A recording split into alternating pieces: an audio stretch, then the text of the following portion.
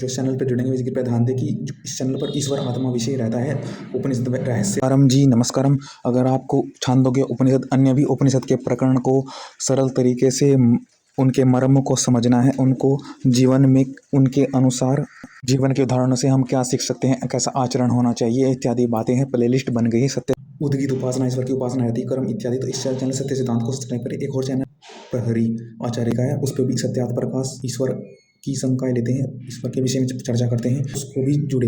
Link description. विद्यमानम अर्थात चारों ओर।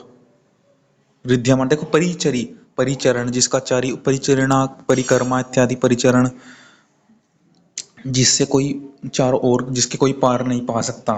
देखो, जिसके सब आकाश आदि बड़े भी घेर नहीं सकते, घेर नहीं ले सकते, चारों ओर उसको भी घेर नहीं सकते बड़े बड़े पदार्थ, उस ईश्वर को पार नहीं पा सकते, वह अनंत है। इसमें साफ कह रखा है इस वेद मंत्र में कि ईश्वर विद्यमानम परिचरितुमर्हम हृद्यते पूज्यते इति, इसलिए वह पूजना के योग्य है। अर्थात उसको तो ये बड़े बड़े पदार्थ भी नहीं पूछ सकते, आप ही उसको, परमात्मा को उत्तम कर्म और श्रेष्ठ पदार्थों की प्राप्ति के लिए उसी की प्रार्थना करते रहिए, उसी का आप इंद्रियों से अच्छे कर्म को प्राप्त करने के लिए, अनुभव के लिए ज्ञान कर्म उपासना करते रहिए। जल मृत्यु को पार करके मेरी अच्छाई तो उसको भी तो मैं देखूं। अर्थात अब आँख को अधर भी होना चाहिए। आध्यात्मिक ये जब महत्वपूर्ण है कि हम बाहरी ऐसे कि हमारे पास क्या होगा, दूसरों का हित न करें क्योंकि हमारे पे बाधा आ गई इत्यादि बातें।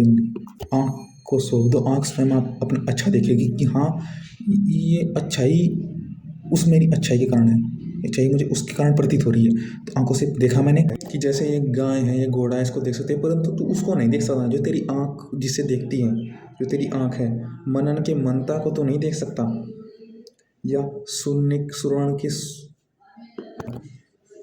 श्रुति के श्रोता को तो नहीं जान सकता, मनन के मनता को तो नहीं जान सकता, विज्ञान के विज्ञाता के विज्ञान को तो नहीं जान सकता। जैसे शक्ति प्राप्त हुई वहाँ के अनुकूल ही हम ऐसा कार्य करते हैं, उसको सुधारने, उस अच्छाई के कार्य के अनुसार ही हम कार्य करते हैं कि जो हमने गलती भी की परंतु उस सुधारने के लिए उस अच्छाई को चाहते हैं कि भले अब कुछ हो जाए परंतु वह भाव तो मेरा विद्यापान ज्ञान से ही फिर वह ऊंचे स्वर में ईश्वर के गुणों की प्रशंसा करता है। प्रत्येक विधि के पूर्व पढ़ता है, उनके कर्म को गान करता है। प्रत्येक विधि से पहले उद्गाता होता है वह अदर्वी, जो इस वायु के बंधन में नहीं आता, वो वायु बन जाता है, उसकी घ्राण इंद्रिया उसकी, वो उद्गीत ईश्वर की उपासना अच्छी तरह गाता है, ऊंचे स्वर में गाता है। था उद्गाता प्राण अपान व्यान अपनी जो भी उसकी प्राण आदि पर अधिकार प्राप्त कर लेता है, वह तीनों पृथ्वी लोक अंतरिक्ष तीनों पर विजय कर लेता है।